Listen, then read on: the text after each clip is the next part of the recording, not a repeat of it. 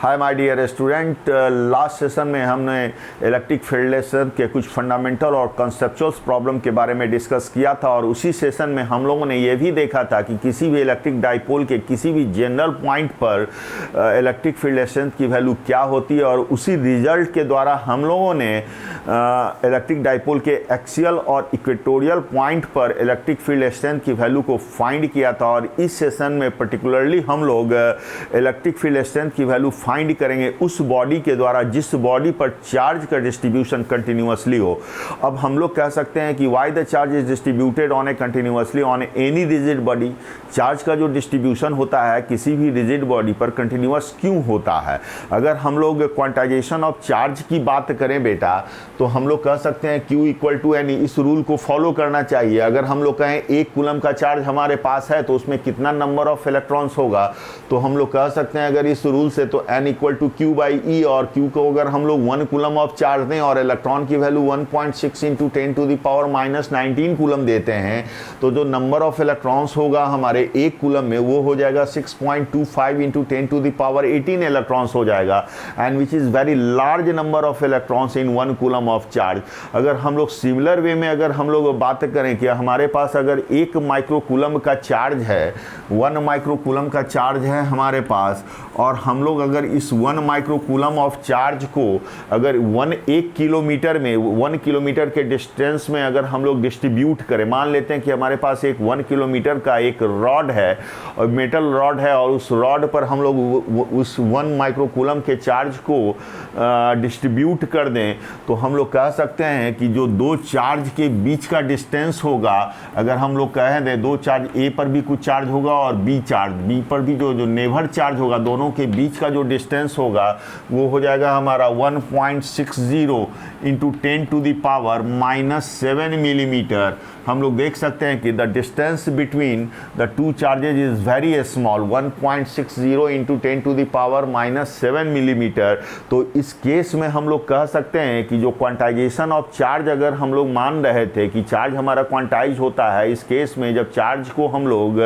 किसी भी बॉडी पर अगर डिस्ट्रीब्यूट करते हैं तो जो क्वांटाइजेशन ऑफ चार्ज हो जाता है या डिस्क्रीट नेचर ऑफ जो चार्ज है वो इनवैलिड हो जाता है। और चार्ज जब हम लोग किसी भी रिजिड बॉडी पर along the length, along the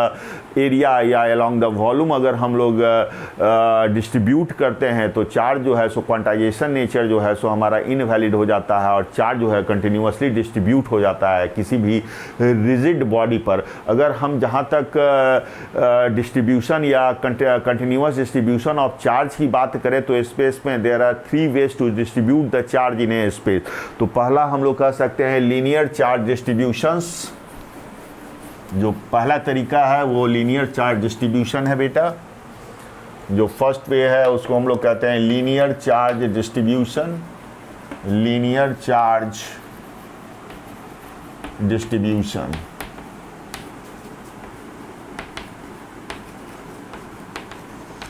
अब ये लीनियर चार्ज डिस्ट्रीब्यूशन क्या है? जब भी चार्ज को अगर लेंथ के अलॉन्ग डिस्ट्रीब्यूट किया जाए तो इस तरह के डिस्ट्रीब्यूशन को हम लोग कहते हैं लीनियर चार्ज डिस्ट्रीब्यूशंस। तो अगर हम लोग मान लेते हैं कि हमारे पास L लेंथ का अगर एक रॉड है और उस पर अगर हम लोग Q अमाउंट ऑफ चार्ज देते हैं, Q अमाउंट ऑफ अगर हम लोग यहाँ पर चार्ज देते हैं तो ये चार्ज जो है लीनियरली डिस्ट्रीब्यूट हो जाएगा। और अगर हम लोग कहें कि लैम्डा हमारा लीनियर चार्ज डेंसिटी है, लैम्डा हमारा लीनियर चार्ज डेंसिटी बेटा है, लीनियर चार्ज डेंसिटी, तो हम लोग लैम्डा बराबर लिख सकते हैं Q बाई L। लैम्डा बराबर Q बाई L लिख सकते हैं। अगर इसके यूनिट की बात किया जाए तो क्या हो जाएगा, ये हो जाएगा कूलम, और ये L हमारा मीटर हो जाएगा, कूलम पर मीटर हो जाएगा। और दूसरा जो डिस्ट्रीब्यूशन ऑफ चार्ज है, दूसरा जो मेथड है डिस्ट्रीब्यूशन का वो है हमारा सरफेस चार्ज डिस्ट्रीब्यूशन। तो दूसरा मेथड हम लोग कह सकते हैं surface charge distribution. Surface charge distribution, surface charge distribution. अगर चार्ज को सरफेस के पर डिस्ट्रीब्यूट किया जाए तो इस तरह के डिस्ट्रीब्यूशन को हम लोग कहते हैं सरफेस चार्ज डिस्ट्रीब्यूशन। और वहाँ पर इस केस में हम लोग कह सकते हैं कि मान लेते हैं कि हमारे पास एक डिस्क है बेटा, तो अगर हम लोग डिस्क यहाँ पर दिखाएं कि हमारे पास ये एक डिस्क है आर रेडियस का एक डिस्क है, और इस पर हम लोग क्यू अमाउंट ऑफ चार्ज देते हैं, तो इसके पूरे एरिया पर यूनिफॉर्मली जो है चार्ज डिस्ट्रीब्यूट हो जाएगा। और हम लोग इस केस में कह सकते हैं सिग्मा को सरफेस चार्ज डेंसिटी, और ये हमारा हो जाएगा क्यू मतलब total charge given to this surface divided by area. और ये चूँकि डिस्क है और इसकी एरिया हमारी कितनी हो जाएगी, पाई आर स्क्वायर हो जाएगा बेटा। तो हम लोग इसको क्यू बाई क्या लिख सकते हैं, पाई आर स्क्वायर लिख सकते हैं। अगर थर्ड केस की अगर हम लोग बात करें कि वॉल्यूम चार्ज डिस्ट्रीब्यूशन, तीसरे तरीके से जो चार्ज का हम लोग डिस्ट्रीब्यूशन कर सकते हैं वो होता है हमारा third way of distribution of charge, that is the volume charge distribution. Volume charge distribution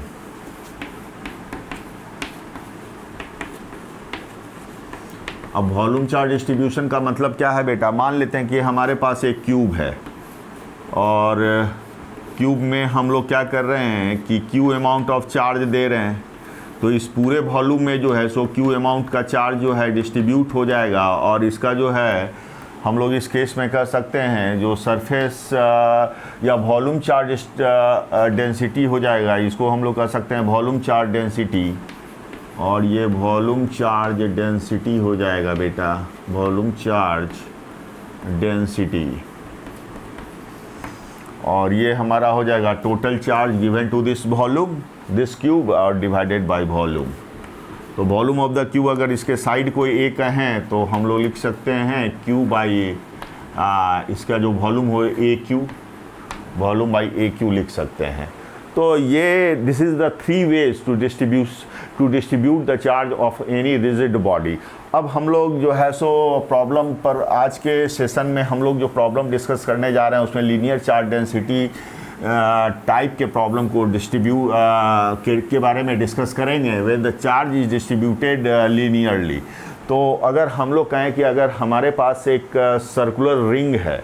और उस रिंग पर अगर हम लोग क्यू अमाउंट ऑफ चार्ज देते हैं, तो क्यू अमाउंट ऑफ चार्ज देने के कारण क्या होगा कि वो रिंग पर वो सारे के सारे चार्ज जो है उसके सर्कमफेरेंस पर डिस्ट्रीब्यूट हो जाएगा। और उस सर्कमफेरेंस पर डिस्ट्रीब्यूट होने के कारण क्या होगा, अब उस सर्कमफेरेंस पर जो चार्ज डिस्ट्रीब्यूट होगा, अगर हम लोग कहें उसी सर्कमफेरेंस के कारण जो चार्ज डिस्ट्रीब्यूट हो रहा है रिंग के सर्कमफेरेंस पर, उस चार्ज के कारण उसके एक्सियल पॉइंट पर इलेक्ट्रिक फील्ड इंटेंसिटी की वैल्यू क्या होगी, तो वो हम लोगों को निकालना है बेटा। तो सपोज करें कि हमारे पास यहाँ पर एक रिंग गिवन है, suppose that we have given a ring, हाँ, जिसकी रेडियस अगर हम लोग कहें कि आर है, ये हमारा रिंग बेटा दिया है, ये रिंग हम लोग मान लेते हैं कि ये रिंग हमारे पास ये गिवन है।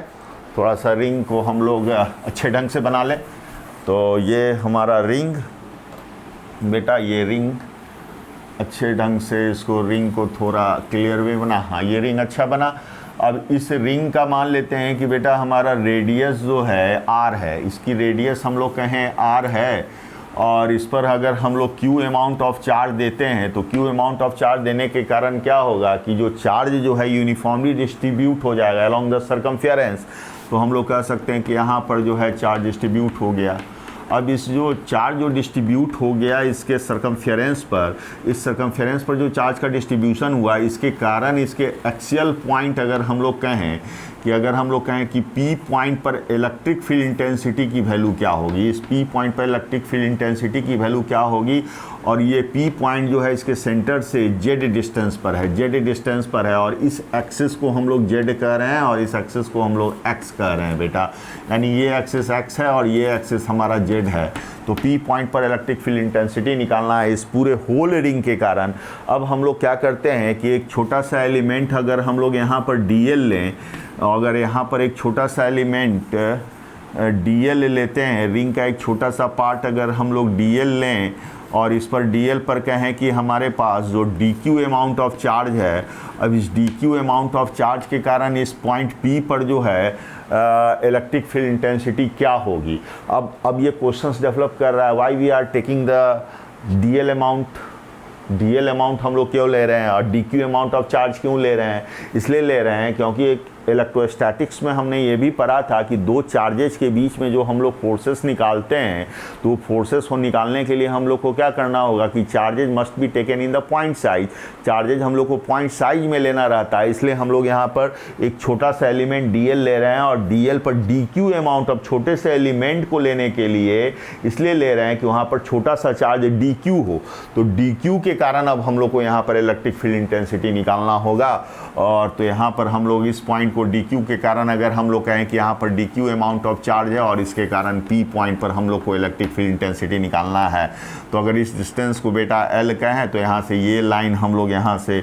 इसको मिला दे रहे हैं। आप देख सकते हो कि ये लाइन हम इसको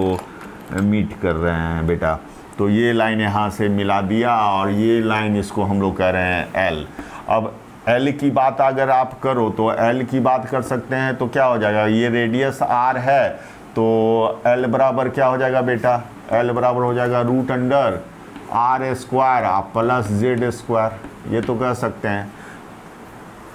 और इस एंगल को कहें थीटा, ये एंगल बेटा थीटा हो जाएगा। अगर हम लोग का इसके कारण जो फील्ड कहेंगे, अगर यहाँ पर देखो इस एलिमेंट अगर हम लोग dl को यहाँ दिखा रहे हैं और इस पर dq चार्ज है, तो इसके कारण जो इलेक्ट्रिक फील्ड होगा ये सेंस होगा। तो यहाँ पर जो इलेक्ट्रिक फील्ड बेटा हो जाएगा ये dE का सेंस हो जाएगा। आप देख सकते हो चूँकि dq अमाउंट ऑफ चार्ज है तो उसके कारण जो इलेक्ट्रिक फील्ड होगा वो छोटा होगा, dE हम लोग उसको कह रहे हैं। और चूँकि इस एक्सिस को हम लोग z एक्सिस कह रहे हैं, तो चूँकि ये थीटा है तो ये भी थीटा हो जाएगा। और इसके इस डायरेक्शन में कंपोनेंट अगर हम लोग बात करें तो इस डायरेक्शन में हम लोग कंपोनेंट कितना लिख सकते हैं, dE cos थीटा लिख सकते हैं बेटा। तो आप देख सकते हो कि इस डायरेक्शन में जो हम लोग कंपोनेंट लिख रहे हैं dE cos थीटा, इस डायरेक्शन में कंपोनेंट dE cos थीटा लिख रहे हैं। और इस डायरेक्शन में आप कंपोनेंट देखो तो आप लिख सकते हो dE sin थीटा। आप देखो इस डायरेक्शन में कंपोनेंट हो जाएगा dE sin थीटा हो जाएगा इस dl के कारण। हम लोग सिमिलर वे में अगर बेटा बात करें कि अगर जस्ट इसके डायमेट्रिकली अपोजिट साइड की बात करें, तो इस साइड यहाँ पर जो हम लोगों ने dl लिया इसके जस्ट डायमेट्रिकली अपोजिट अगर इस साइड एलिमेंट की बात करें, तो यहाँ पर भी अगर हम लोग dq अमाउंट ऑफ चार्ज लेते हैं, ये एलिमेंट अगर हम लोग बात करें तो यहाँ पर भी dq अमाउंट ऑफ चार्ज होगा। और dq के कारण यहाँ पर जो फील्ड होगा बेटा वो फील्ड कितना हो जाएगा, अगर इस लाइन को अगर आप मिलाओ तो dE का तो सेंस ये हो जाएगा, dE का सेंस ये हो जाएगा। और ये थीटा हो जाता है बेटा, तो ये भी हमारा थीटा हो जाएगा। तो इधर जो कंपोनेंट होगा इस dE का जो कंपोनेंट होगा इस डायरेक्शन में इधर हो जाएगा dE cos थीटा। आप देख सकते हो dE cos थीटा, और इस तरफ देख सकते हो क्या हो जाएगा dE sin थीटा हो जाएगा, dE sin थीटा हो जाएगा बेटा। तो हम लोग कह सकते हैं जो डायमेट्रिकली अपोजिट पॉइंट है सरकमफेरेंस पर रिंग का, उसके कारण जो नेट इलेक्ट्रिक फील्ड है only along the Z axis. अगर इस एक्सिस को अगर हम लोग कहें कि ये जेड एक्सिस है, ये एक्सिस हमारा जेड एक्सिस है, ये एक्सिस को कहें कि ये जेड एक्सिस है, तो केवल इस एक्सिस के अलॉन्ग होगा, क्योंकि ये कंपोनेंट और ये कंपोनेंट हमारा क्या हो जाता है, कैंसिल हो जाता है। दोनों dE sin थीटा है तो ये कैंसिल हो जाएगा। उसी तरह अगर हम लोग नेट फील्ड की बात करें अदर पार्ट के कारण, other part of the ring के कारण, मतलब अगर इस पार्ट को लें, अगर इस पार्ट को लें तो एक पार्ट अगर यहाँ लें और एक पार्ट यहाँ लें, तो डायमेट्रिकली अपोजिट के कारण जो जो इस डायरेक्शन में फील्ड होगा और इस डायरेक्शन में फील्ड होगा वो कैंसल आउट हो जाएगा और नेट फील्ड इसी डायरेक्शन में होगा। अगर हम लोग इस पॉइंट की बात करें और इस पार्ट ऑफ द रिंग की बात करें और इसके कारण भी अगर फील्ड देखें तो इधर एक फील्ड इधर होगा और एक फील्ड बेटा इधर होगा। नेट फील्ड हमारा टोटल जो है सो नेट फील्ड हमारा जेड ही डायरेक्शन में होगा। तो हम लोग कह सकते हैं कि जो ये पूरे के पूरे रिंग के कारण जो नेट फील्ड होगा only along the Z axis होगा, जेड एक्सिस के अलोंग ही होगा और उसकी वैल्यू हो जाएगी dE cos थीटा हो जाएगी। क्योंकि हॉरिजॉन्टल कंपोनेंट अगर इस डायरेक्शन में कहें तो नेट फील्ड हमारा राइट और लेफ्ट हमारा कैंसिल हो जा रहा है। और हम लोग अगर dE की बात करें कि बेटा dE की वैल्यू क्या हो जाएगी, तो आप देख सकते हो कि मान लेते हैं कि हमारे पास यहाँ पर आप देखो कि अगर हम लोग यहाँ पर dE अगर हम लोग कहें कि dQ अमाउंट ऑफ चार्ज है और यहाँ से ये देखो कि ये डिस्टेंस हम लोग L कह रहे हैं और L पर यहाँ पर dE की ये सेंस है, तो डी ई की वैल्यू आप क्या लिख सकते हो, तो डी ई की वैल्यू आप सिंपली जो लिख सकते हो, तो डी ई बराबर आप लिख सकते हो, देख सकते हो यहाँ से अगर हम लोग अब इसको हटा दें तो थोड़ा स्पेस बन जाए, तो बेटा डी ई की जो वैल्यू आएगी वो आप देखो, तो डी ई बराबर इक्वल टू लिख सकते हैं डी क्यू अब डिवाइडेड 4 पाई एप्सिलॉन नॉट, और जो डिस्टेंस था वो जेड स्क्वायर था, वो एल स्क्वायर था, ये एल स्क्वायर था बेटा, ये एल स्क्वायर था। अब हम लोग यहाँ से एल की वैल्यू क्या है, R square plus Z square, तो एल बराबर हम लोग एल की वैल्यू है root under R square plus Z square, तो एल की वैल्यू क्या लिख सकते हैं, तो डी ई बराबर लिख सकते हैं डी क्यू, और यहाँ से 4 पाई एप्सिलॉन नॉट, और एल स्क्वायर की जगह पर हम लोग लिख सकते हैं R square plus Z square, ये तो लिख सकते हैं डी ई। अब लेकिन चूंकि डी ई का कंपोनेंट जो है बेटा हम लोग यहाँ पर देख रहे थे, इस डायग्राम को फिर से रीड्रॉ कर रहे हैं हम, आप अब देखो कि यहाँ पर जो ये हमारा जो सर्कल था और ये जो रिंग था, और इस रिंग के कारण अगर हम लोग कंपोनेंट देख रहे थे जेड एक्सिस में, और नेट फील्ड हमारा इधर ही था डी ई कॉस थीटा, यही तो डायरेक्शन था डी ई कॉस थीटा, और इस एंगल को थीटा कह रहे थे, और ये रेडियस हमारा आर है, और ये एल था, और एल बराबर root under R square plus Z square था, तो नेट कंपोनेंट तो हम लोग डी ई कॉस थीटा लिख सकते हैं। तो डी ई जेड अगर हम लोगों को लिखना हो तो डी ई जेड हम लोग क्या लिख सकते हैं, डी क्यू और divided by 4 pi epsilon naught, और यहाँ से लिख सकते हैं क्या, R square plus Z square, R square plus Z square into cos theta. अब देखो बेटा कॉस थीटा क्या लिख सकते हो आप, अब कॉस थीटा यहाँ से देखो तो इस कॉस थीटा की वैल्यू क्या आ जाएगी, तो कॉस थीटा हमारा क्या हो जाएगा जेड बाई एल, तो और एल की वैल्यू क्या आ जाएगी root under R square by Z square, तो कॉस थीटा हम लोग यहाँ से लिख सकते हैं जेड और divided by root under Z square plus R square, यहाँ से लिख सकते हैं Z square plus R square, तो कॉस थीटा की वैल्यू हम लोग यहाँ से रख दें, तो डी ई जेड बेटा क्या आ जा रहा है आप देख सकते हो, तो डी ई जेड जो हमारा यहाँ पर आ रहा है, डी ई जेड ये जो हमारा आ रहा है ये क्या आ जा रहा है, यहाँ से डी क्यू रख दिया, और ये 4 पाई एप्सिलॉन नॉट रखा, और यहाँ से R square plus Z square, और जेड तो आ जाएगा तो यहाँ से जेड आ जाएगा, और ये R square plus Z square, इस पर पावर 1 है बेटा और इस पर हाफ है, तो ये आ जाएगा आर स्क्वायर, ये देखो ये आर स्क्वायर और plus Z square to the power 3/2 आ जाएगा बेटा, आप देख सकते हो यहाँ से। अब डी क्यू की वैल्यू क्या आ जाता है, अब हम लोग को डी क्यू का वैल्यू देखना है कि छोटा सा जो एलिमेंट हम लोग यहाँ पर डी क्यू ले रहे थे इस पर कितना चार्ज होगा, इस पर जो डी क्यू चार्ज, अब हम लोग कह रहे हैं कि इस पूरे सरकमफेरेंस पर अगर हम लोग पूरे सरकमफेरेंस की बात करें तो पूरे सरकमफेरेंस पर कितना चार्ज है, क्यू अमाउंट ऑफ चार्ज है, तो हम लोग कह सकते हैं कि 2 पाई आर पर बेटा 2 पाई आर पर यहाँ से कह सकते हो कि 2 पाई आर पर क्यू चार्ज है,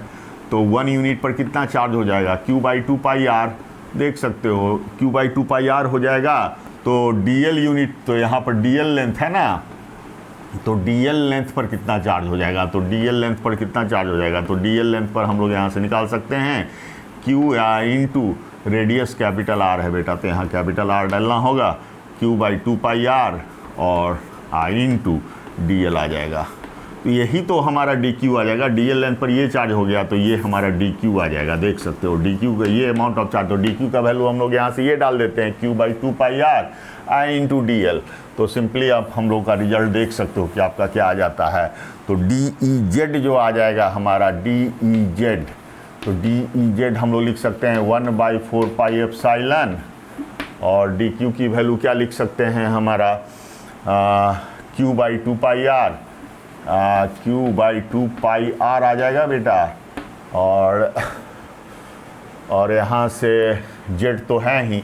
तो और ये जेड आ जाएगा, और यहाँ से आ जाएगा R square plus Z square, to the power 3/2 into DL आ जाएगा बेटा। अब हम लोग देख सकते हो कि यहाँ पर जो है ये जो रिजल्ट आ रहा है ये DL। अब इसमें वेरिएबल क्या है, Q तो वेरिएबल है नहीं, Q तो फिक्स है, Z भी फिक्स है, ये जो डिस्टेंस है ये Z हमारा फिक्स है, R भी फिक्स है, कैपिटल R, Z भी फिक्स है। अब DL वेरिएबल है, ये जो DL है अगर हम लोग छोटे एक DL के कारण निकाला, फिर दूसरे DL, फिर तीसरे DL, चौथे DL, पाँचवें DL, छठे DL, सातवें DL, आठवें, इस तरह से करते करते DL छोटे छोटे DL को अगर हम लोग ऐड करेंगे तो ये क्या हो जाएगा, पूरे रिंग के कारण जो है सो हम लोगों का इलेक्ट्रिक फील्ड इंटेंसिटी इस P पॉइंट पर बेटा निकल जाएगा, इस P पॉइंट पर तो नेट इलेक्ट्रिक फील्ड निकल जाएगा। तो हम लोग को इंटीग्रेट कर देना होगा इसको फॉर होल रिंग DEZ, और हम लोग यहाँ से फॉर होल रिंग, यहाँ पर हम लोग होल रिंग की साइन को दे दिया, होल रिंग यहाँ से कर दिया बेटा, और ये यहाँ पर वेरिएबल है तो 1/4πε, ये कांस्टेंट है तो इसको बाहर रख दिया QZ, और ये देखो आ जाता है हमारा 2πr, और ये R² प्लस Z², ये आ जाएगा R² अब plus Z² to the power 3/2, और DL को जब हम लोग इंटीग्रेट बेटा यहाँ से करेंगे फॉर होल रिंग तो ये आ जाएगा 2πr और 2πr यहाँ से काट देते हैं तो EZ की जो वैल्यू आ जाएगी आप देख सकते हो कि EZ की जो वैल्यू आ जाएगी वो कितना आ जाता है। तो electric field in the Z direction जो आ जाएगा बेटा वो आ जाएगा 1/4πε, और QZ तो रहेगा ही, हाँ तो QZ आ जाता है, और divided √R² plus Z² to the power 3/2। और चूंकि ये कौन से डायरेक्शन में, चूंकि इस एक्सिस को Z कर रहे हैं तो यहाँ पर K यूनिट कर रहे हैं, इस एक्सिस के डायरेक्शन में है बेटा। That is the net electric field. किसी भी रिंग के कारण उसके एक्सियल पॉइंट पर Z डिस्टेंस पर ये इलेक्ट्रिक फील्ड होगा, ये हम लोगों को रिमेंबर रखना है बेटा। अब हम लोग यहाँ पर अगर कहें कि अगर हम लोग Z को 0 कर दें, Z को 0 रखने का क्या मतलब है मैथमेटिकली, तो हम लोग कह सकते हैं कि Z 0 का मतलब है कि ये हमारे सेंटर Z को घटाते जाएंगे तो ये कहाँ पर पहुँच जाएगा, सेंटर ऑफ द रिंग पर पहुँच जाएगा। और सेंटर ऑफ द रिंग पर अगर हम लोग जैसे ही पहुँचें तो सेंटर ऑफ द रिंग पर आप देखो कि सेंटर ऑफ द रिंग पर पहुँचोगे, एक छोटा सा एलिमेंट देखो तो इसके कारण जो इलेक्ट्रिक फील्ड होगा इधर होगा, और इसके कारण जो इलेक्ट्रिक फील्ड होगा बेटा ये इधर होगा, तो एक दूसरे को ये कैंसिल कर देगा। और सिमेट्री से अगर हम लोग देखें तो इसके और इसके कारण भी फील्ड क्या हो जाएगा, कैंसिल हो जाएगा। तो हर एक पार्ट ऑफ द रिंग के कारण जो क्या हो जाएगा, नेट इलेक्ट्रिक फील्ड यहाँ पर सेंटर पर हम लोग कह सकते हैं रिंग का 0 हो जाएगा। अगर हम लोग मैथमेटिकली इसको चेक करना चाहें कि इफ़ Z = 0, तो अगर हम लोग Z 0 डालें तो ये देखो ये Z अगर हम लोग 0 डाल देते हैं तो EZ की वैल्यू 0 आ जाती है। तो मैथमेटिकली भी हम लोग क्या हैं, सही है। मैथमेटिकली भी हम लोग का रिजल्ट क्या आ जा रहा है बेटा, सही आ जा रहा है। अगर हम लोग सेकेंड केस की बात करें, कहें कि इफ़ अगर Z 0 है, Z जो है 0 से बड़ा, इसका मतलब क्या है, यानी जो नेट इलेक्ट्रिक फील्ड है उसका डायरेक्शन क्या होगा, टूवर्ड्स द रिंग होगा या अवे द रिंग होगा। अगर Z पॉजिटिव है तो हम लोग देख रहे हैं कि जो रिंग है ये है, और रिंग के Z अगर ऊपर जा रहे हैं तो इलेक्ट्रिक फील्ड इंटेंसिटी का डायरेक्शन क्या है, away the ring, in the upward direction में है, तो हम लोग कह सकते हैं अवे द रिंग। और दूसरे केस में अगर हम लोग कहें, अगर दूसरा केस अगर कहें कि इफ़ Z < 0, तब हम लोग कह सकते हैं कि Z < 0 का क्या मतलब है कि वो रिंग के डाउनवर्ड डायरेक्शन में आ जाएगा। तो हम लोग कहेंगे इस केस में भी जो नेट इलेक्ट्रिक फील्ड होगा रिंग के द्वारा वो अवे द रिंग होगा, फ्रॉम अवे द रिंग हो सकता है, अवे द रिंग होगा बेटा। और अगर हम लोग नेक्स्ट केस की बात करें तो 1/4πε ही लिखें यहाँ पर, 1/4πε, ये R² प्लस Z²। अगर हम इस रिजल्ट की बात करें, अगर कहें if R is too much less than Z, तब इस केस में क्या होगा कि R को इग्नोर कर देंगे और यहाँ से 2 कट जाएगा तो पावर 3 आ जाएगा, तो ZQ आ जाएगा, Z यहाँ से कट जाएगा तो Z² आ जाएगा। तो EZ जो आ जाएगा बेटा ये आ जाएगा 1/4πε0, और यहाँ से आ जाएगा Q/R², Q/Z²। अब ये कुछ रिजल्ट कुछ वैसा ही है कि मान लेते हैं कि हमारे पास क्यू अमाउंट का एक सोर्स चार्ज है और इसके कारण जो है नेट इलेक्ट्रिक फील्ड जो है जेड डिस्टेंस पर कितना होगा, तो सिंपली हम लोग यही रिजल्ट लिखते हैं। तो हम लोग इस केस में कह सकते हैं कि ये हमारा सोर्स चार्ज जो पॉइंट चार्ज या पॉइंट चार्ज के कारण ये नेट इलेक्ट्रिक फील्ड को शो कर रहा। तो इस केस में कह सकते हैं कि अगर आर बहुत बड़ा, आर बहुत छोटा है जेड से, तो ये रिंग जो है हमारा पॉइंट चार्ज के रूप में बिहेव करेगा, पॉइंट चार्ज के रूप में बिहेव करेगा। अगर हम लोग कहें कि अगर हम लोग को इलेक्ट्रिक फील्ड वर्सेस जो है एक्सियल पॉइंट यानी जेड के बीच का अगर ग्राफ खींचना है तो नेचर ऑफ ग्राफ क्या होगा, तो चलिए वो हम लोग आपको दिखा रहे हैं बेटा। तो अगर हम लोग इस ई को इस डायरेक्शन में दिखा दें और जेड को इस डायरेक्शन में दिखा दें और हम लोग कहें कि यहाँ पर ग्राफ क्या होगा, चूँकि नेट इलेक्ट्रिक फील्ड यहाँ पर 0 है और इसकी जो मैक्सिमम वैल्यू यहाँ से ये आ जाता है वो Z/√2 आ जाता है और जो मिनिमम वैल्यू जो आ जाता है वो आ जाता है इस पॉइंट पर मिनिमम, यानी Z के जो मिनिमम वैल्यू आ जाती है वो -Z/√2 आ जाता है। और E मैक्स का जो मैक्सिमम वैल्यू है यहाँ पर बेटा E मैक्स होगा और E मैक्स का जो मैक्सिमम वैल्यू हो जाएगा वो हम लोग को याद रखना होगा। ये तो हम मैक्सिमम और मिनिमा से भी निकाल सकते हैं। मैं जस्ट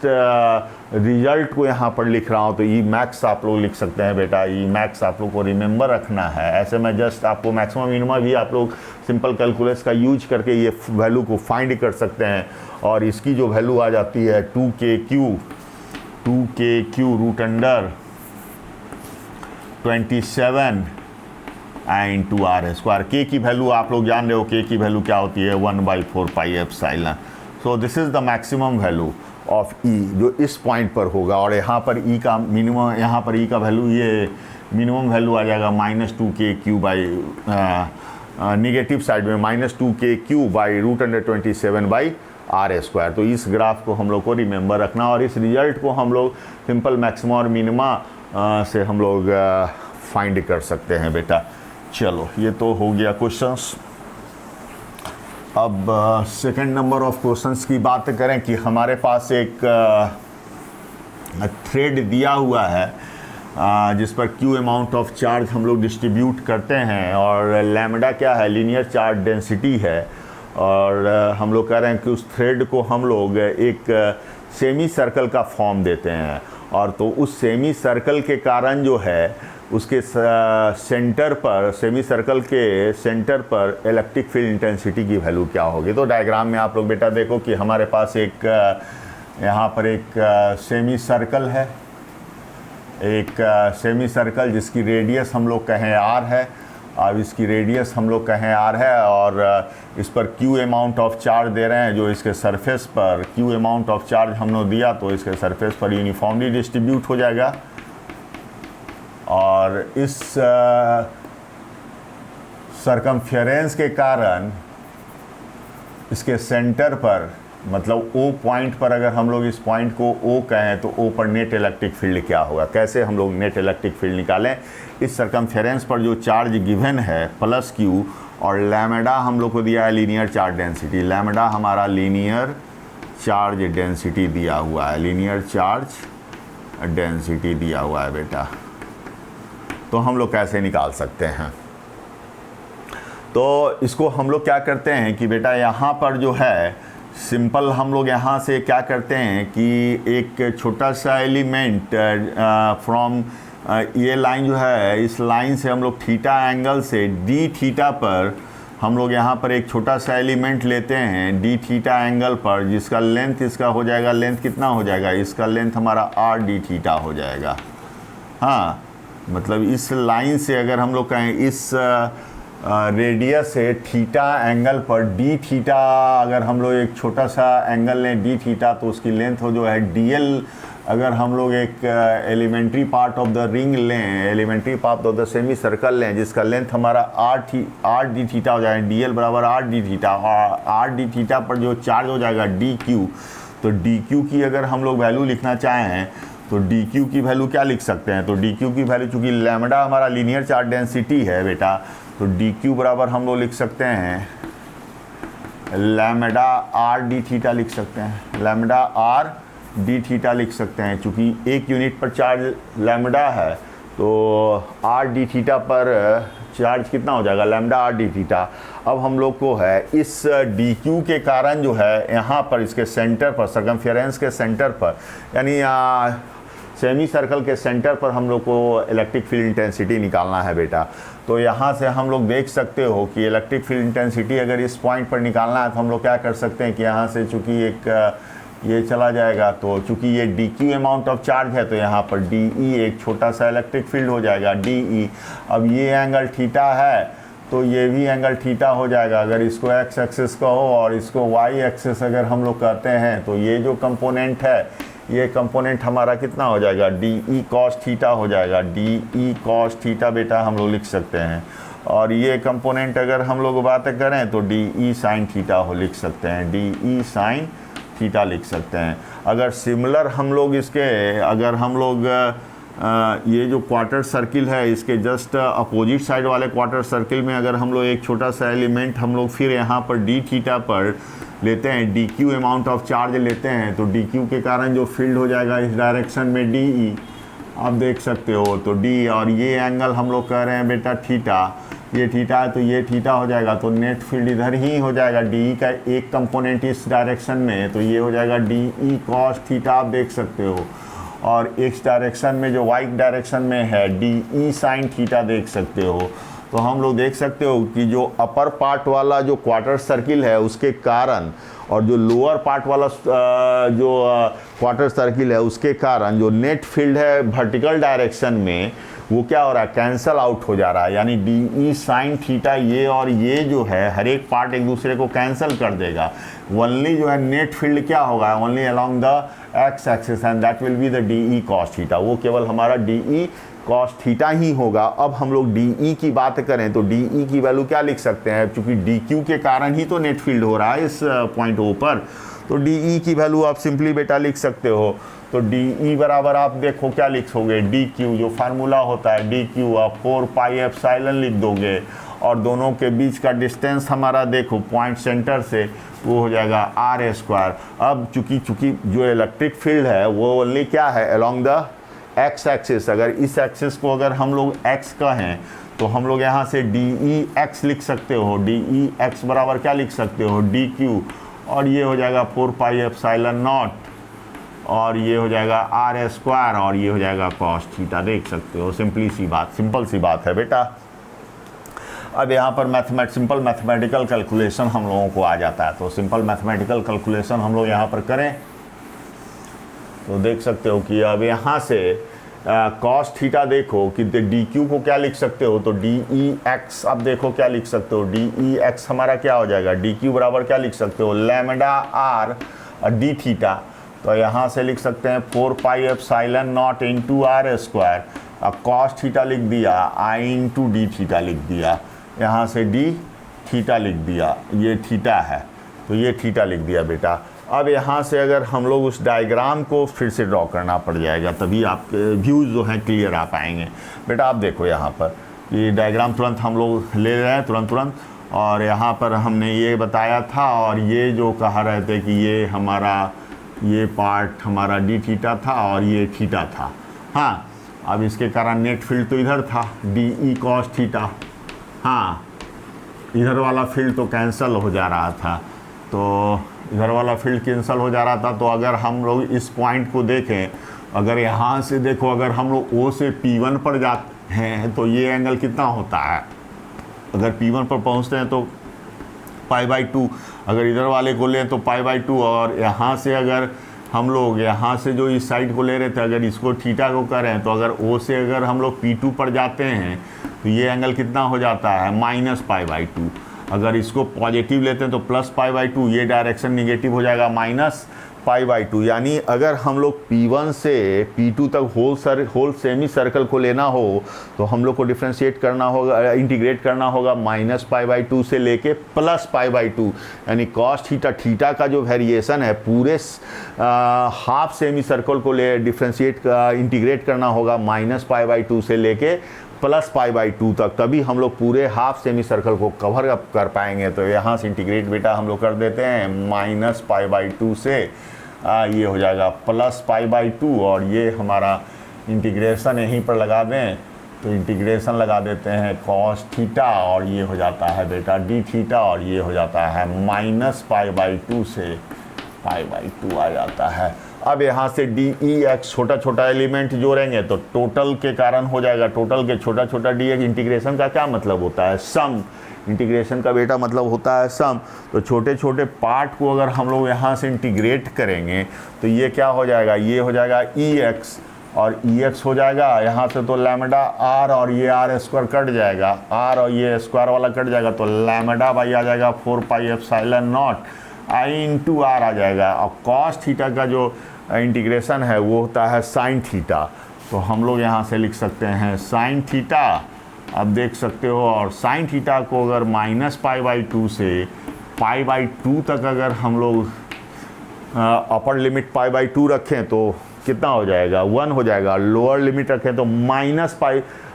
तो साइन π/2 माइनस साइन -π/2, तो ये भी प्लस हो जाएगा, तो ये कितना हो जाएगा? 2 हो जाएगा। तो यहाँ से आ जाएगा ई एक्स की जो वैल्यू आ जाएगी, नेट इलेक्ट्रिक फील्ड जो आ जाएगा, क्या जाएगा? लैम्डा, यानी 1 + 1 2 हो जाएगा, 2 λ/4πε0 इंटू आर आ जाएगा। और यहाँ से जो वैल्यू आ जाएगा लैम्डा बाई कितना लिख सकते हैं बेटा? 2πε0 इंटू आर। तो ये रिजल्ट हम लोगों को ध्यान देना होगा कि जो हम लोग सेमी सर्कल के कारण उसके सेंटर पर जो नेट इलेक्ट्रिक फील्ड की वैल्यू निकाल रहे हैं वो कितना आ रहा है? लैम्डा बाई 2πε0 बाई आर आ रहा है, लैम्डा 2πε0 इंटू आर आ रहा है बेटा। अब हम लोग क्या कर रहे हैं कि हम लोग electric field intensity, next problem में इलेक्ट्रिक फील्ड इंटेंसिटी निकालेंगे क्वार्टर सर्किल के कारण उसके सेंटर पर। तो एक हम लोग के पास थ्रेड है जिस पर लीनियर चार्ज डेंसिटी लैम्डा है, मान लेते हैं सपोज दैट इस टाइप का बेटा। इस तरह से अगर हम लोग बना लें एक क्वार्टर सर्किल तो अच्छे ढंग से बन पाएगा। तो ये क्वार्टर सर्किल हम लोग दिखा लेते हैं,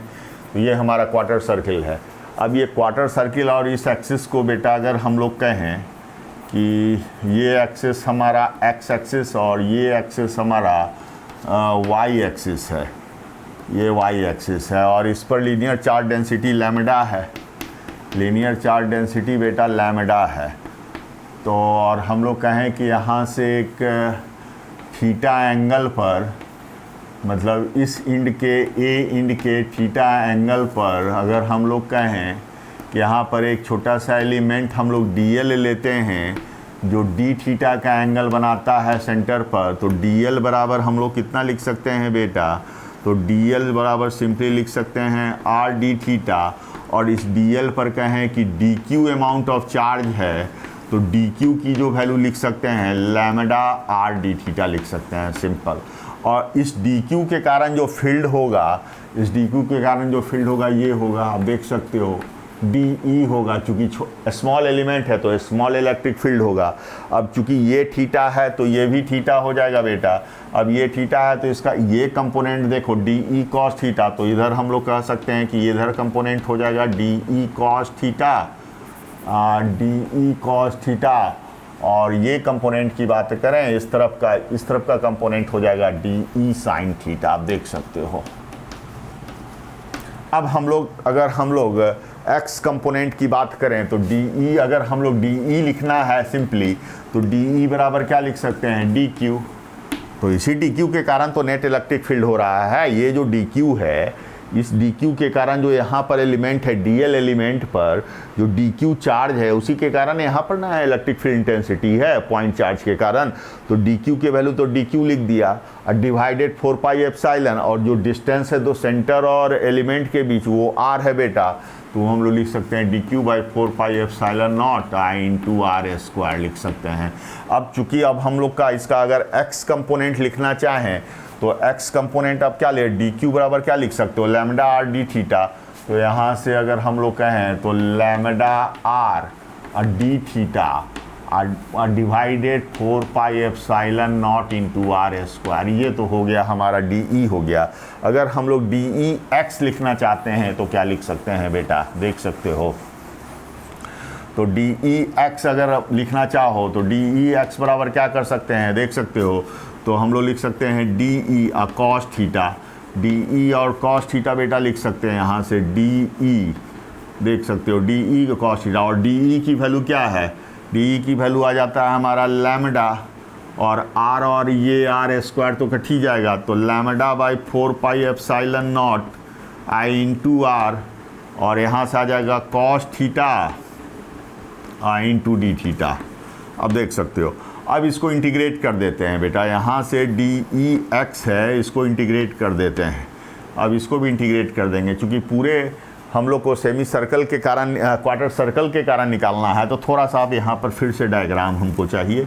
अब ये देखो डायग्राम, यहाँ से हम लोग कह रहे हैं क्वार्टर सर्कल है बेटा। अब हम लोग जो थीटा ले रहे थे, ये जो स्मॉल एलिमेंट ले रहे थे डी थीटा पर, तो थीटा तो यहीं से मेजर कर रहे थे ए से ना, इसी लाइन से मेजर कर रहे थे ये थीटा। तो अगर ए पर देखें तो थीटा का वैल्यू क्या है 0 डिग्री, और बी पर देखें तो थीटा की वैल्यू क्या है π/2 90 डिग्री। जब ए से बी पर जाएंगे, देखो यहाँ पर ठीक से समझना होगा, जब ए पर, चूँकि थीटा इस लाइन से मेजर हम लोग कर रहे हैं, तो थीटा अगर ए पर रहें तो 0 डिग्री हो जाएगा, और इस लाइन पर बढ़ें तो इस पॉइंट पर पहुँचेंगे तो कितना हो जाएगा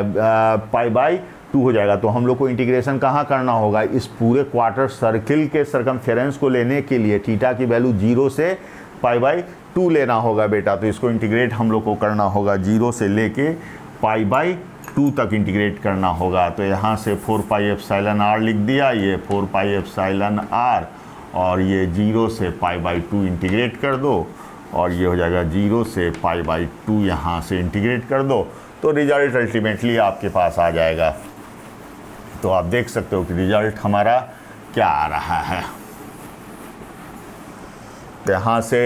डी ई एक्स यानी ई एक्स बेटा क्या आ जा रहा है, ई एक्स की जो वैल्यू आ जा रही है वो आ जा रही है lambda by 4 pi epsilon not into are, और यहाँ से कॉस थीटा का इंटीग्रेशन क्या आ जाएगा, कॉस थीटा का जो इंटीग्रेशन है वो आ जाएगा साइन थीटा, और साइन थीटा, और हम लोग यहाँ से लिख देते हैं साइन थीटा, और साइन थीटा का देखो ये हम लोग रख दें 0 से लेके π/2, इसको हम लोग अपर लिमिट रखेंगे तो 1 और 0 रखेंगे तो 0 आ जाएगा। तो सिंपली आ जाएगा ई एक्स की जो वैल्यू आ जाएगी वो आ जाएगी lambda by 4 pi epsilon R, देख सकते हो 4 पाई एप्सिलॉन आर आ जाएगा। और सिमिलरली अगर हम लोग वाई कंपोनेंट, तो यही है डी ई साइन थीटा, तो वाई कंपोनेंट की अगर हम लोग बात करें तो वाई कंपोनेंट के लिए भी सिंपली अगर हम लोग को साइन थीटा डी थीटा को डिफ्रेंशिएट करना होगा, तो यहाँ पर देख सकते हो बेटा, अगर E Y D E Y अगर हम लोग कहें तो डी ई के लिए क्या लिख सकते हो लैम्डा आर, और यहाँ से 4 पाई एप्सिलॉन नॉट,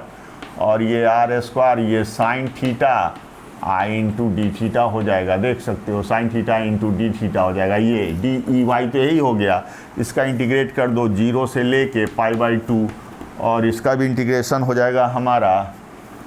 0 से लेके बेटा π/2 हो जाएगा, देख सकते हो। तो साइन थीटा का इंटीग्रेशन क्या होता है, साइन थीटा का माइनस कॉस थीटा होता है बेटा। तो ये आर और ये आर ख़त्म, तो हमारा यहाँ से क्या आ जाएगा, देख सकते हो, यहाँ से इसको हटा के ऊपर ही कर दे रहे हैं, तो यहाँ से ई वाई हो जाएगा, ये हमारा क्या हो जाएगा ई वाई, तो net electric field in the Y direction, तो lambda by 4 pi epsilon R, इस टर्म को लिखा लैम्डा, देख सकते हो क्या लिखते हैं lambda by 4 pi epsilon R लिख रहे हैं, lambda by 4 pi epsilon R, तो लैम्डा बाई लिखा बेटा 4 पाई एप्सिलॉन इंटू आर लिख दिया, और साइन थीटा का इंटीग्रेशन क्या हो जाएगा minus cos theta, sine theta का इंटीग्रेशन क्या आ जाएगा माइनस कॉस थीटा, और यहाँ से लिख दिया बेटा माइनस कॉस थीटा, और ये कर दिया 0 से लेके π/2। अब ये 0 से π/2 रखो तो आप देख सकते हो कि क्या रिजल्ट आ रहा है। तो जो ई वाई की जो वैल्यू आ जाएगी बेटा वो आ जाएगी लैम्डा बाई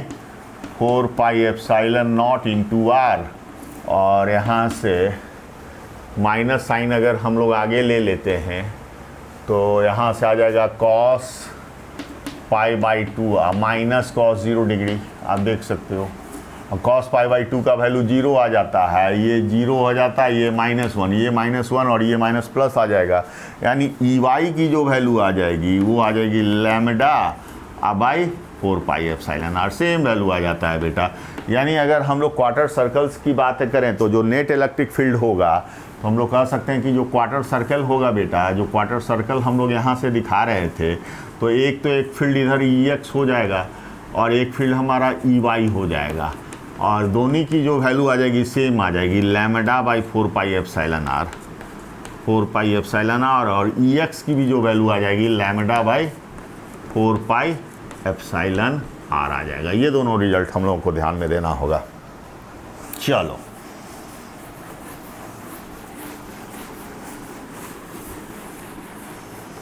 अब हम लोग माने कि हम लोग के पास एक थ्रेड है या रॉड है फाइनाइट लेंथ का एक रॉड है, एल लेंथ का मान लेते हैं कि हमारे पास एक रॉड गिवन है जिस पर क्यू अमाउंट ऑफ चार्ज हम लोग क्या कर रहे हैं, दे रहे हैं। क्यू अमाउंट ऑफ चार्ज देने के कारण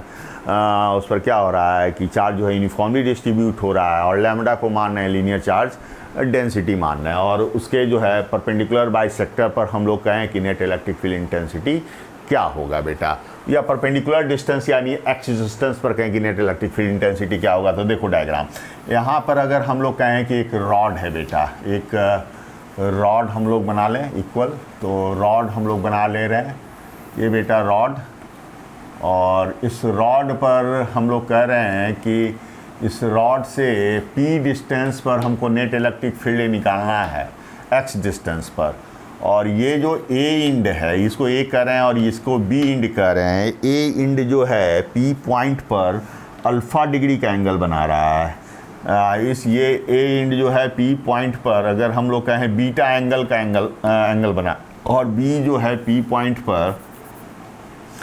ये जो है अल्फ़ा डिग्री का एंगल बना रहा है। तो अब हम लोग कहें कि अगर इस एक्सिस को अगर हम लोग कहें x, इस लाइन को कहें इधर हॉरिजॉन्टल को x और वर्टिकल को y कहें, तो ई एक्स की वैल्यू क्या होगी और ई वाई की वैल्यू क्या होगी। अब इस पर जो लैम्डा अगर हम लोग कहें कि यहाँ पर लीनियर चार्ज डेंसिटी है, तो यहाँ पर प्लस प्लस प्लस डिस्ट्रीब्यूट हो जाएगा,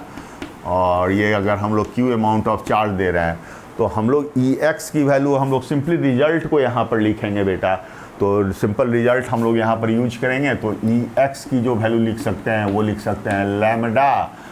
divided by 4 pi epsilon not into x लिख देंगे, और यहाँ से लिख देंगे sine alpha plus sign beta. ये रिजल्ट बहुत इंपॉर्टेंट है, सो आप लोगों को रिमेंबर रखना है। और सिमिलरली अगर हम लोग ई वाई की बात करें, तो ई वाई इक्वल टू लिख सकते हैं lambda divided 4 pi epsilon not into x, और यहाँ से लिख सकते हैं cos alpha minus cos beta. ये दोनों रिजल्ट हम लोग को रिमेंबर रखना है। अब यहाँ पर अगर हम लोग कहें स्पेशल केस की बात करें कि अगर रॉड हमारा इनफाइनाइट लेंथ का है, मतलब दोनों इंड के बारे में हम लोग नहीं जानते हैं, तो हम लोग कहें कि उस रॉड के एक्स डिस्टेंस पर हम लोग को नेट इलेक्ट्रिक फील्ड क्या होगा। इसी केस को अगर हम लोग बेटा यहाँ पर दिखाएं कि ये जो रॉड है ये इनफाइनाइट लेंथ का है, तो रॉड अगर हम लोग कहें कि ये इनफाइनाइट लेंथ का अगर हम लोग इसको रॉड को माने, तो हम लोग इसको दिखा सकते हैं कि इधर प्लस इन्फिनिटी, ये प्लस इन्फिनिटी चला जाता है और इधर माइनस इन्फिनिटी चला जाता है, और यहीं से कहें कि एक्स डिस्टेंस पर पी पर नेट इलेक्ट्रिक फील्ड क्या होगा।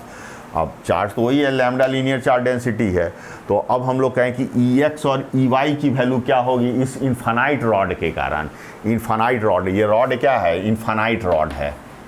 इनफाइनाइट रॉड, ये बेटा इनफाइनाइट रॉड के कारण नेट इलेक्ट्रिक फील्ड क्या है। अब जैसे ही मैं इनफाइनाइट रॉड की बात बेटा यहाँ पर कर रहा हूँ, तो अब यहाँ पर समझना होगा कि जो अल्फ़ा एंगल है, तो पी एंगल पर अल्फ़ा तो हम लोग कह सकते हैं पैरेलल, और ये बीटा हमारा इस डायरेक्शन में पैरेलल हो जाएगा और अल्फ़ा भी पैरेलल हो जाएगा इस एक्सिस के। तो अल्फ़ा और बीटा इस दोनों केस में हमारा अल्फ़ा अगर इनफाइनाइट रॉड है तो अल्फ़ा इक्वल टू क्या हो जाएगा, बीटा, और ये हो जाएगा हमारा पाई बाई 2। और हम लोग यहाँ से ई एक्स सिंपली निकाल सकते हैं बेटा। तो ई एक्स का वैल्यू देख सकते हो, lambda by 4 pi epsilon x है, और साइन अल्फ़ा पाई बाई 2, और ये साइन बीटा की भी वैल्यू हम लोग पाई बाई 2 रखेंगे, तो 1 + 1 हो जाएगा। तो यानी ई एक्स की वैल्यू हो जाएगी lambda by 4 pi epsilon into 2, यानी 2 lambda by 4 pi epsilon x, यानी ई एक्स की जो वैल्यू आ जाएगी बेटा इस केस में, ई एक्स इस केस में आ जाएगा हमारा लैम्डा, और 2 लैम्डा आ जाता है, तो 2 से यहाँ से 4 कट जाएगा तो ये आ जाएगा 2 पाई एप्सिलॉन नॉट एक्स आ जाएगा। देख सकते हो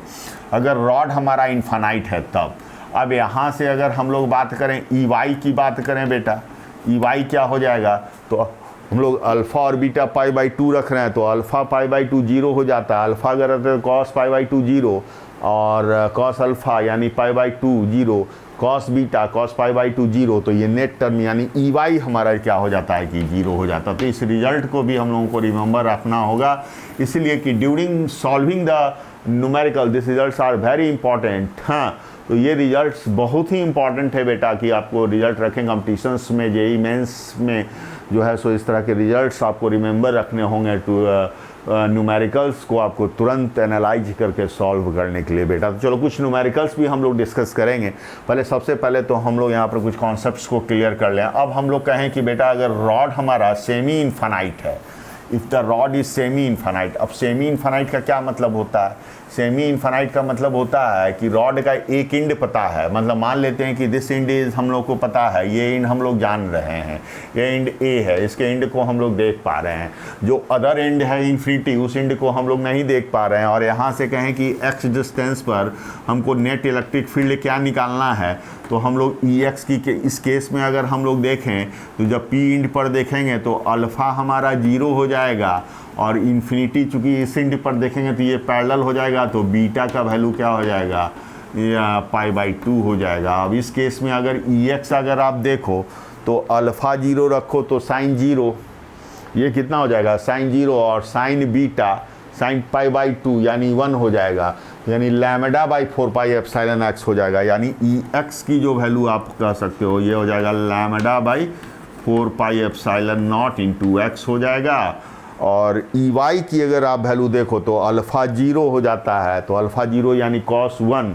तो ये 1 हो जाएगा, कॉस 0 का वैल्यू 1 हो जाएगा, तो lambda by 4 pi epsilon x. Cos beta 90 degree हो जाता है, तो ये तो टर्म 0 हो जाएगा। तो ई वाई बेटा सेम वैल्यू आ जा रहा है, तो ई एक्स बराबर ई वाई हम लोग कह सकते हैं, तो that is the same result. तो these results are very important to solve the numerical. ये सारे के सारे रिजल्ट्स जो हैं बेटा और सारे के सारे कॉन्सेप्ट्स जो है बहुत ही इम्पॉर्टेंट है ड्यूरिंग सॉल्विंग द न्यूमेरिकल्स। तो इस रिजल्ट्स को हम लोगों को ध्यान में रखना होगा। चलो कुछ न्यूमेरिकल्स फटाफट कर लें हम लोग। तो ये सारे के सारे कॉन्सेप्ट्स पर हम लोग जो है सो कुछ न्यूमेरिकल्स कर लें कि सो दैट्स के कॉन्सेप्ट्स हमारे और जो है सो बिल्डअप हो जाए। तो बेटा यहाँ पर देखो कि अगर हम एक प्रॉब्लम लें, कहें कि हमारे पास एक इन्फानाइट रॉड है, सपोज करो कि हमारे पास एक इन्फानाइट रॉड है, एक इधर प्लस इन्फिनिटी कर दो और इधर माइनस इन्फिनिटी कर दो, और उस रॉड का हम लोग क्या कहते हैं कि मिड पार्ट से कहीं से भी एल लेंथ का एक पार्ट ले लेते हैं। इस इन्फानाइट रॉड के एल पार्ट का एक एल लेंथ का एक पार्ट ले लेते हैं उस इन्फानाइट रॉड का, और उस इन्फानाइट रॉड का एल लेंथ या 2L लेंथ का कहोगी 2L लेंथ का एक हमने पार्ट ले लिया इन्फानाइट रॉड का, और इसके हाफ पर मैंने क्या कर दिया कि पॉजिटिव चार्ज डाल दिया। हाफ पर बेटा मैंने पॉजिटिव चार्ज डाल दिया, हाफ पर पॉजिटिव चार्ज डाल दिया, तो हाफ पर पॉजिटिव चार्ज डाल दिया, और हाफ पर मैंने क्या किया बेटा कि निगेटिव चार्ज डाल दिया, निगेटिव चार्ज डाल दिया। और इस पर कहा कि लैम्डा चार्ज है तो इस पर क्या हो जाएगा minus lambda linear charge density हो जाएगा। अब हम लोग को कह रहे हैं कि इस रॉड के मिड से यानी एल लेंथ पर हम लोग कह रहे हैं, यानी 2L है, यानी एल लेंथ पर हम लोग क्या कह रहे हैं कि प्लस लैम्डा डाले हैं, और यहाँ से एल लेंथ पर माइनस लैम्डा डाले हैं। हाँ, एल लेंथ पर माइनस लैम्डा डाले हैं। तो अब हम लोग को नेट इलेक्ट्रिक फील्ड कहाँ निकालना है? नेट इलेक्ट्रिक फील्ड हम लोग यहाँ से कहें कि x डिस्टेंस पर निकालना है, इस P पॉइंट पर। तो कैसे निकालेंगे बेटा नेट इलेक्ट्रिक फील्ड दोनों के कारण? तो ये ऊपर वाला जो पार्ट है इसको हम लोग अगर 1 कहें और नीचे वाले पार्ट को 2 कहें, तो 1 और 2 के कारण जो है नेट इलेक्ट्रिक फील्ड क्या होगा P पॉइंट पर, वो हम लोग को फाइंड करना होगा। तो बहुत सिंपल सा प्रॉब्लम है, अभी हमने जो कॉन्सेप्ट किया था बेटा उसी कॉन्सेप्ट पर ये प्रॉब्लम है। ऑल्दो द चार्ज जो है एक अपर पार्ट पर पॉजिटिव है और लोअर पार्ट पर हम लोग को निगेटिव है, तो इसको हम लोग बाई पार्ट कर सकते हैं। अब देखो कि सिंपल समझने के लिए अगर यहाँ पर अगर हम लोग अपर पार्ट को लें तो अपर पार्ट ये हो जाता है प्लस इन्फिनिटी, और इस पर प्लस चार्ज आ जाता है,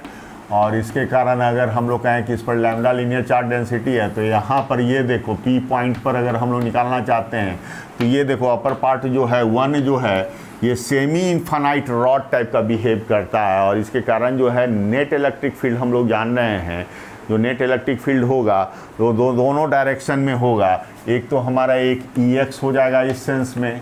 और EY चूँकि अगर हम यहाँ से एक एलिमेंट देखो तो एक कंपोनेंट हमारा इधर और एक कंपोनेंट हमारा इधर हो जाएगा। एक छोटा सा एलिमेंट यहाँ पर से बेटा लो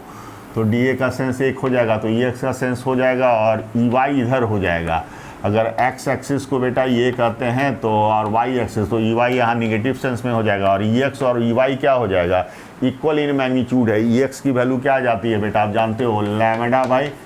4 pi epsilon not into x आ जाता है, और EY की वैल्यू क्या आ जाती है, lambda by 4 pi epsilon not into x आ जाता है। दोनों का तो सेम ही वैल्यू है। डायरेक्शंस हाँ ऑफ कोर्स एक इस डायरेक्शन में है और एक इस डायरेक्शन में है। अगर हम लोग यहाँ से E1x कहो, यहाँ पर बेटा यहाँ पर E1x कहो और इसको E1y कहते हैं। अब सिमिलरली अगर सेकंड पार्ट को अगर हम लोग देखते हैं तो सेकंड पार्ट को आप देख सकते हो कि सेकंड पार्ट अगर हम लोग कहें कि ये सेकंड पार्ट है बेटा, ये इधर तो निगेटिव चला आता है माइनस निगेटिव, और यहाँ से कहें कि x डिस्टेंस पर नेट इलेक्ट्रिक फील्ड क्या है, तो अगर यहाँ पर निगेटिव चार्ज है, ये देखो निगेटिव चार्ज है, तो यहाँ से अगर देखो एक छोटा सा एलिमेंट हम लोग यहाँ पर लें,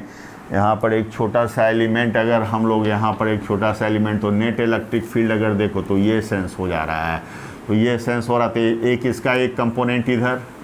ये तो हमारा EX का सेंस आ जाएगा, और EY का सेंस हमारा, चूँकि नेट इलेक्ट्रिक फील्ड का सेंस तो ये हो जाएगा ना। इस एलिमेंट के कारण आप देखो इस एलिमेंट चूँकि निगेटिव है तो यहाँ पर एक पॉजिटिव चार्ज +1 लेंगे, और +1 तो ये इसको क्या करेगा, अट्रैक्ट करेगा, तो एक कंपोनेंट इसका EX इधर और इधर EY हो जाएगा ऑफ कोर्स। और अब EX जो है ये निगेटिव डायरेक्शन में है, तो निगेटिव डायरेक्शन में है तो आप देख सकते हो कि ये अपर वाला पार्ट इस डायरेक्शन में है, अपर वाले का जो पार्ट है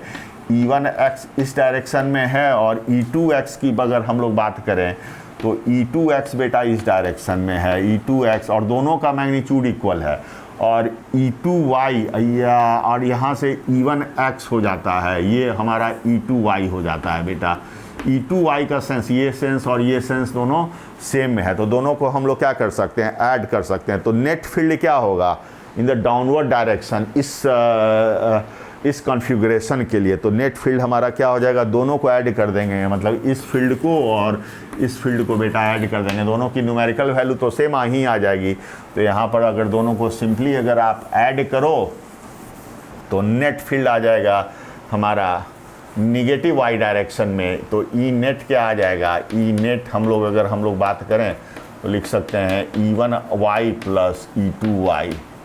ये निगेटिव डायरेक्शन में है, तो यहाँ से हम लोग कर सकते हैं लैम्डा, दोनों तो 2 लैम्डा हो जाएगा, तो यहाँ से लिख सकते हैं 2 pi epsilon not into x, और चूँकि निगेटिव है तो यहाँ से माइनस ये लिख सकते हैं बेटा E नेट का, ये हो जाएगा। चलो ये तो प्रॉब्लम हो गया। चलो एक प्रॉब्लम और यहाँ से हम लोग फटाफट कर लें तुरंत।